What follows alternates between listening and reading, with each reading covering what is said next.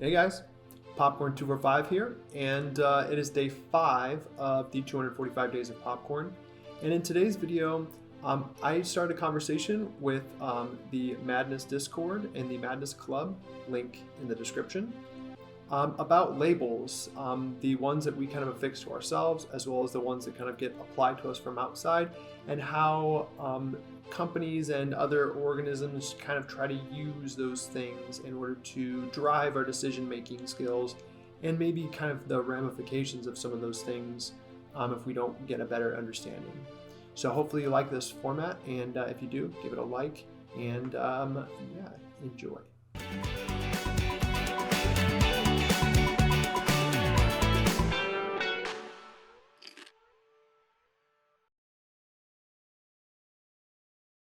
No, but when I say label, I'm really meaning like black, white, Republican, Democrat, stoner, hippie, anything that we like label, Interesting. right?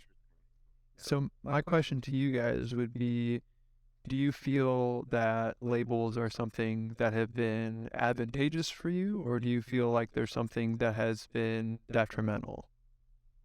Labels have been actually both almost the exact same, detrimental and advantageous, as in it helps me when I'm explaining something to somebody. I use labeling to narrow down what like the specific thing I'm talking about, or the specific group I'm talking about, as in most most people I know aren't really on either side. Like, for if we go for the Republican thing and Democratic, most people aren't Republican or Democratic that I talk to, but they usually, if they had to pick a side, they usually tell me, one side or the other. And then if I'm talking to someone else and I try to explain something, I can say, this. Yeah, pretty much.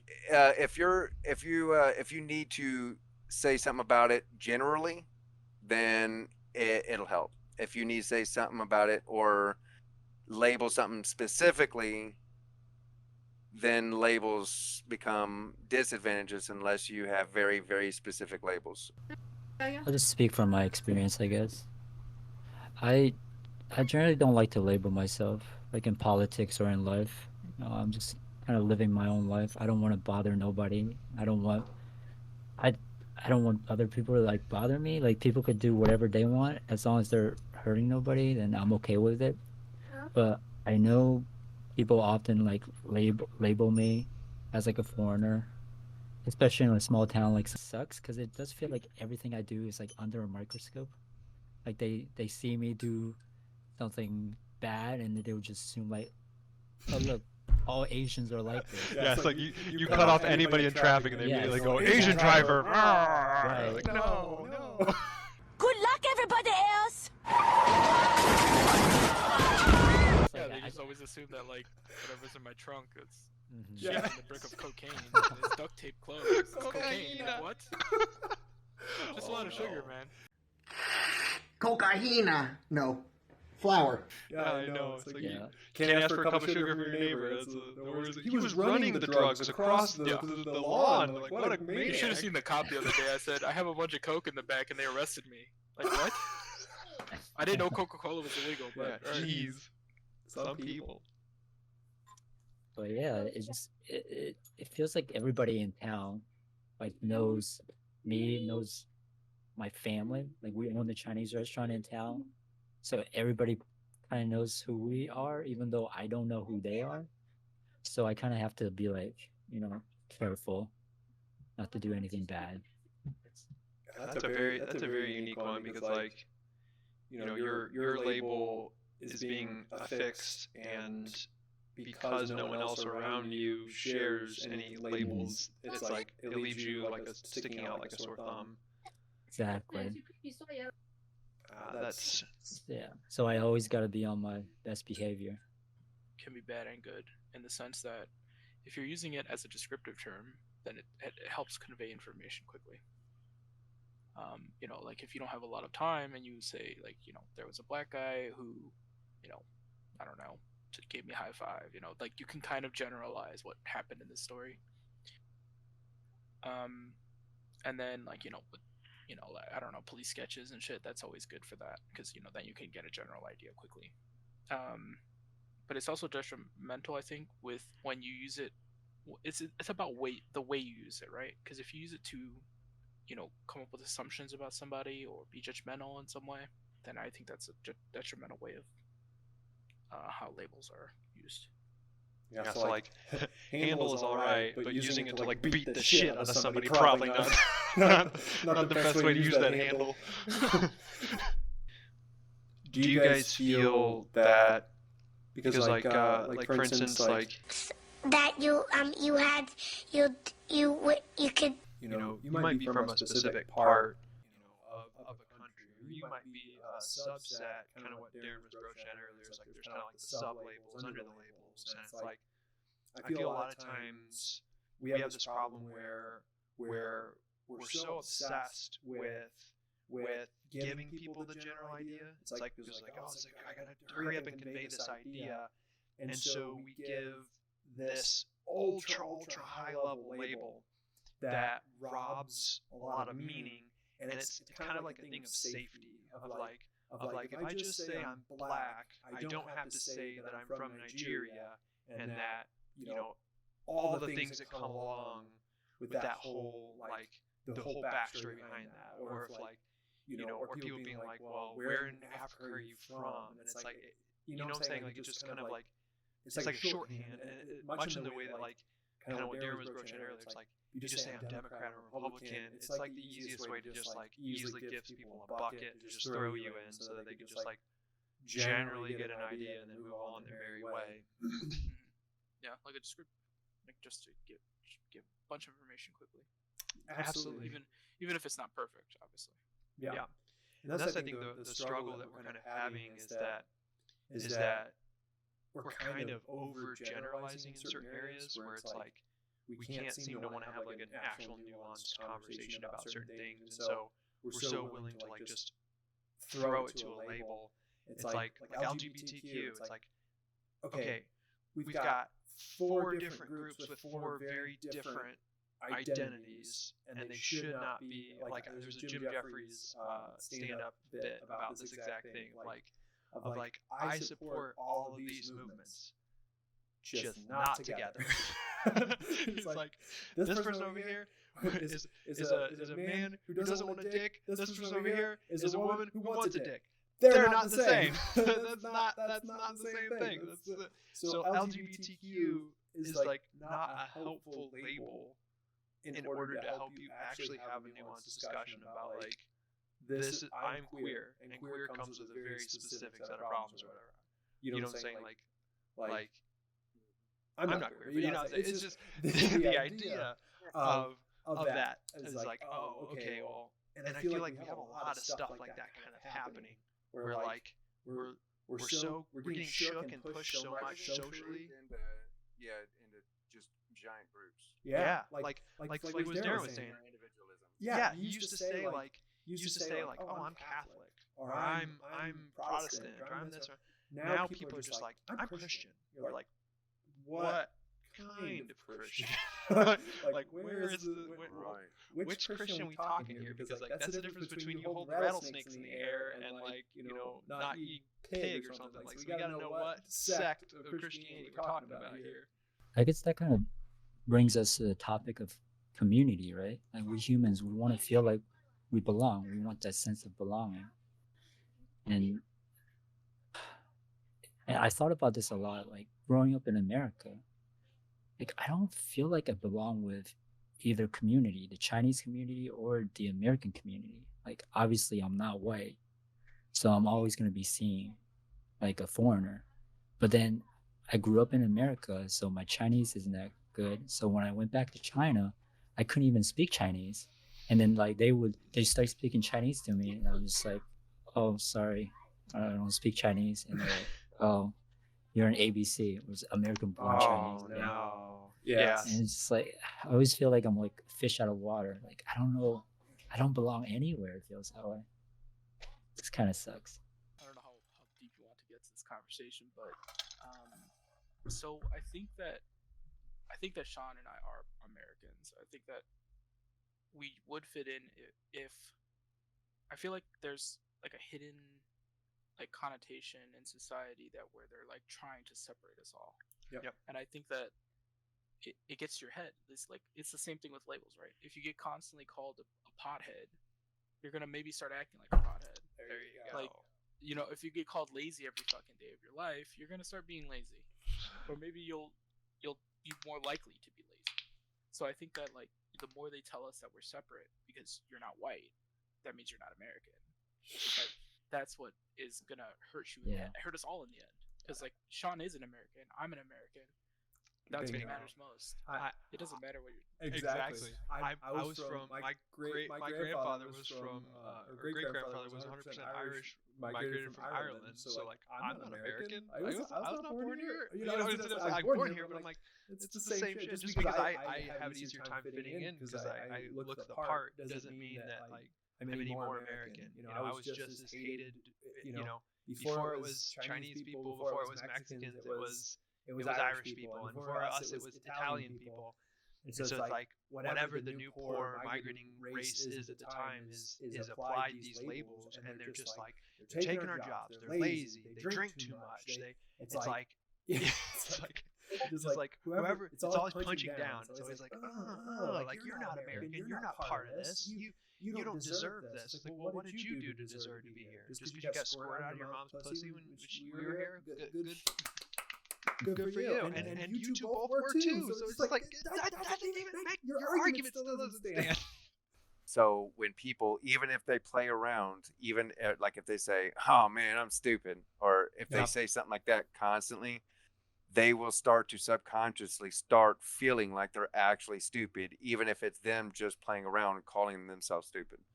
Yeah. The same thing when you're a kid. If someone calls you stupid over again, lazy over and over again, you'll start to feel that way. And yeah, so that is true. I mean, it's more difficult to. I mean, it's not as easy to persuade someone. It still happens, but it's not as easy if they're already an adult.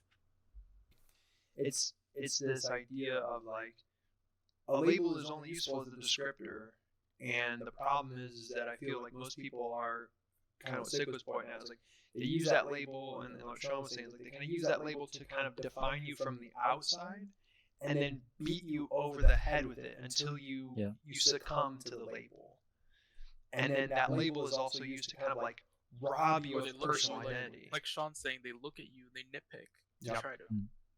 Yeah. It's like what is it called? Where you like, when you believe something and then you look at the evidence for proof of what you believe. Yeah, it's the observation bias or observer bias. So that's what Sean has happened to Sean. It was like they believe something about his foreigners and Chinese people, and then they would nitpick him looking for reasons, like justifications. So it's like, okay, I like Stick said, I am American, but I don't feel American because they don't make me feel like American. They don't treat me like an American. Yeah. Okay, like during like the early COVID 2020, there was a lot of racism and violence against Asians, even like Asians born in America, you know, because of the situation, because of the general thing that the label of Chinese, when the whole thing that it came from China and then the war on China type thing. Yeah. So because you're Chinese, you're automatically labeled with them. Yeah. Well, it's even worse because like you did the same thing with Muslim. Well, there you go. It's another great example. Like we just got like Middle East or like Asian. And it's like we've now boiled it down, or now Mexican or Spanish has become like the new one. It's like we're like boiling people down to like this ultimate label and then boogeymanning it, and then it's like, okay, cool, now that's the new thing, and it's like, and then that's the thing. It's like so like, and this is the whole problem that we run into. Where it's like this is where a lot of black people feel like they're stuck because like they just think I'm a thug, and it's like well, that's the same like label being applied from the outside, and it's like it's hard to fight against these labels, especially when, like you guys have said, there's like so many people who are throwing them at you outwardly all the time. And worse off if you actually look like your label. So like if you choose to dress like a hippie, people just throw the label at you. If you choose to be this or that, it's like it just makes it easier and easier for people to keep kind of throwing them at you. So right, instead of treating you like a human being, they treat you like a label. Yeah. Well, the sucky part is that some of it is like, like we have such a robust, like stereotyping is a thing for a reason, right? It's like, it's a shorthand for us to like gather information quickly and make a snap judgment in a situation. Like if I walk up and I see some people with some scars on their face, right, and like they look rough and they like are shifty and stuff like that, we're going to be more nervous and we're going to think they're probably mobsters or they're gangsters or whatever, right? Like that's natural and there's nothing necessarily wrong with that. However, to like to then go around telling other people that you saw these two mobsters and they're super scary and like they're like you don't know anything about them, you don't just because you used your intuition to intuit something and to use a label that you've created in your mind doesn't make it right or true in any way.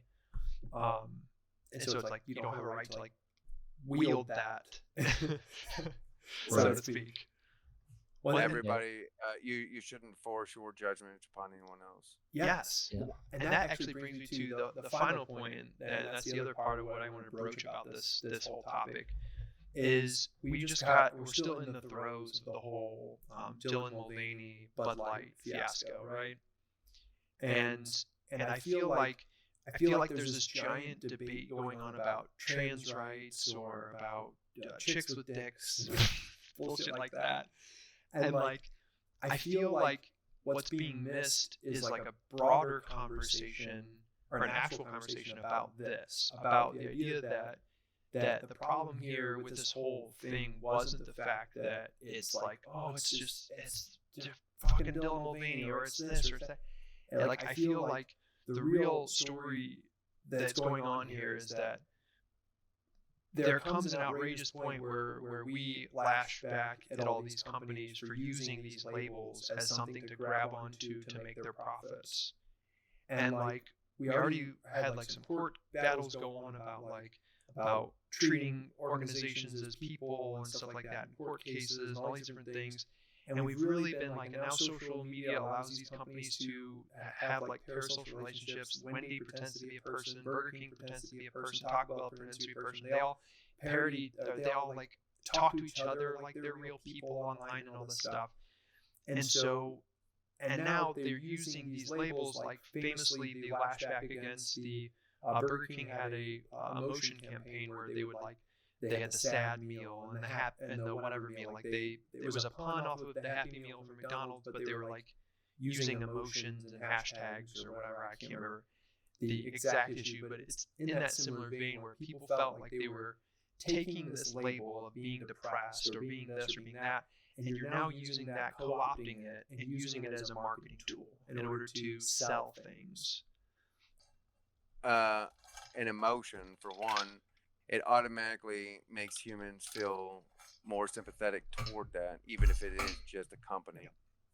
And so more sympathetic that people feel, the more likely that they'll end up buying something because of the sympathy and the more money that the company makes. Yep. It reminds me of the boys scene with Homelander and Vought, how they were like trying to decide if they want to call them super villains or super terrorists. And they're like, the thought group says that they like supervillains better. They're more scared of supervillains than they are of super terrorists. It's like, what? And it's like, no, they're super terrorists, not villains, or whatever it was. You know what I mean? Yeah. So like, that's kind of the idea. Is like, of course they're gonna use emotions in any way they can to try to sell better. Another thing about like the whole, you were saying how it seems like companies are trying to be more human or like pretend to be human. Yeah. I mean, isn't that what mascots are essentially? They're like supposed to be like symbolic of like the company as an object or a human or a dog or whatever. Yes. Well, and funnily enough, like we've decided that that cigarette companies and stuff like that, they aren't allowed to have cartoon mascots because they will co-opt your children and make them lifelong smokers. But yet you can go to a fast food restaurant that's just as harmful for you, and you can buy whatever you want. They can sell you things dressed as a clown.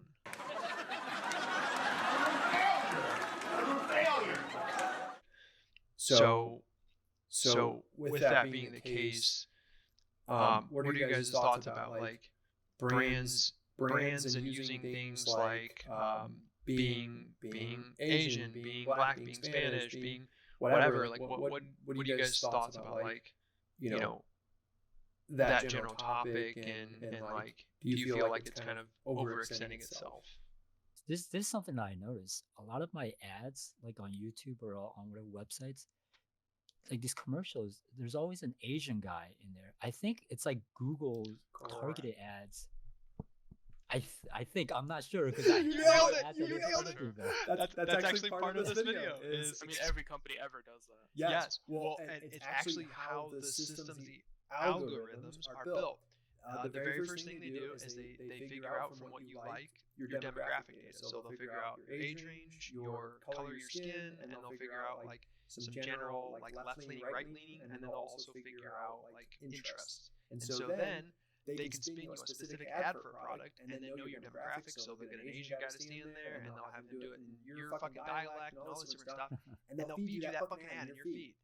I don't have too much of a problem of targeting ads when it's something like, oh, this item's 50% off. It's like, okay, well, I mean, it's an item that it's selling. If I have more interest in that type of thing and it shows it to me, then, good for them. And it seems like maybe you're dancing around the idea that like it's okay to know somebody likes Funko Pops or small collectible figurines, but maybe it's not okay that they use like the color of your skin, your sex, or anything that personally is something that like identifies you as a way to like sell. Like, well, and the other part is kind of what Darren was broaching earlier is there's a sneaky little thing where these advertisers and marketers are hyper aware of psychology. And one of the guys who changed the game forever, God, of course I'm going to blank on his name. He created the Torches of Freedom, and it was a woman campaign for smoking. And he's the guy who single-handedly got women to smoke because it was considered passe. No woman wanted to do it. It was disgusting. And he's the one who basically, at women's marches, he had women go out and smoke, and then had a bunch of film crews show up and take pictures of them and all this stuff. And he turned it into like a feelings-based movement on women empowerment. It's torches of freedom, lighting up their torches of freedom to symbolize how they're free. And so, like, it was the first time somebody had used a personal label and the cause itself of like somebody's cause and co-opted it and used it for advertising. And ever since he's done that, you'll see that every piece of advertising has been trending towards this direction. Now I have a question. Do you ever recall a time where you saw an ad and it convinced you to buy something? Yes. Several times, because it's not convincing me to buy. So like that's the wrong way to look at it. I think it's the fact. Okay, it suggests it's yes, our suggestion, and it's the fact that like I didn't need X right now, but because they put it at the forefront of my mind 9 or 10 times. Like for instance, here's one that nobody thinks about: is like, do you know why they show you memories on Facebook and Google and all these things first thing when you wake up in the morning? So that you feel like this connection to the app. No. Good. Very, very good estimation, but it's actually more disgusting. It is to put you in a state of sadness because people that are sad are X amount percentage more likely to spend money. And so if I bring up a memory from the past, it throws you back into this nostalgia thing and it makes you kind of sad and kind of wanting. And then what happens is you go to Google Maps to route for work, and they'll pop up the locations and stuff who have paid for advertisements in your area. It's like, oh, Bobby likes Taco Bell. Taco Bell's paying for advertisements. So you'll notice only certain icons will show on the Google Maps as you're navigating to work. Those are the ones who they're trying to drive your decision making subtly in these little tiny ways.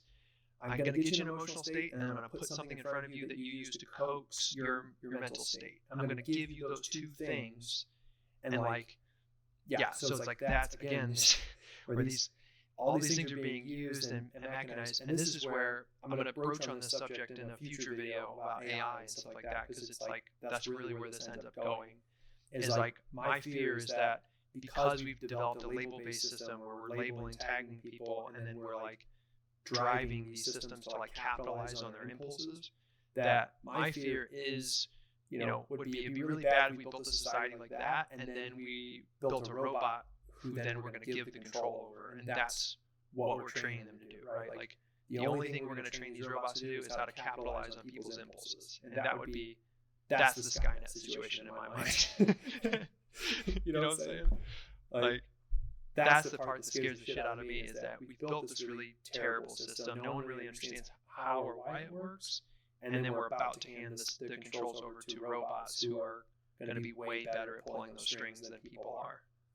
I think ads are not there to convince you, I mean, they are to suggest things, but they don't always work. What it really does, the secondary effect is the most important part of it. It reminds you that they exist still. So like, you see a Budweiser commercial, it's not going to get you to get in your car and go buy a Budweiser. But if you're in the grocery store and you see a Budweiser and a Bud Light, you might say, you see all these brands you don't recognize, but there is one you do recognize from the ad. Exactly. You're gonna pick that more likely than the other one, because you're like, if they have the money to put ads out, they must be better than the competition. Or similar to like, I was thinking about getting a Bud Light, and now there's one right in front of me. So yeah, like there's differences. There's different reasons why ads work, but the point is they work. Yeah, I think it's a reminder more than it is to like, because I mean, I'm sure there are people that see a Bud Light commercial and they're like, well, getting in the car, I'm gonna go buy a Bud Light. Yeah.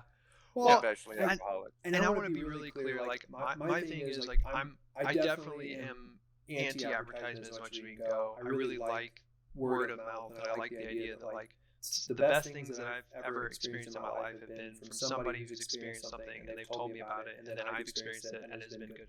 Like, that's 90% of the time I have a better experience with that model. I'm not against advertisements. I think it's a great way. I've also seen great ads and gotten some great things. I think a lot of the threads and stuff that I have are from Facebook ads or from whatever. It's like, so it's great when it works. Like, I'm an anime guy, I want some anime merch, great. But the part that really bothers me is, again, these personal labels and the psychology, the use of psychology and our feelings to drive these things, rather than like, I have an emotional attachment with anime stuff, and you don't have to like you don't have to do much to get me to go towards that stuff. And I'm okay with beer commercials being exclusively tits and fucking sports and shit going on. Like, I am totally cool with that world.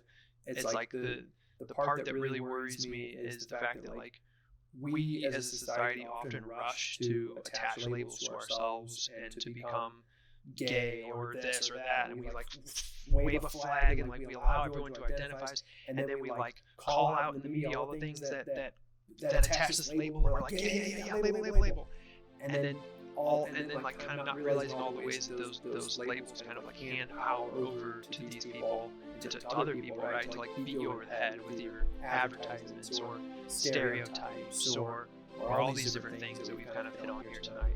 So, what do you guys think? Is our use of labels and all of these things leading us into an AI hellscape that's going to take over the world?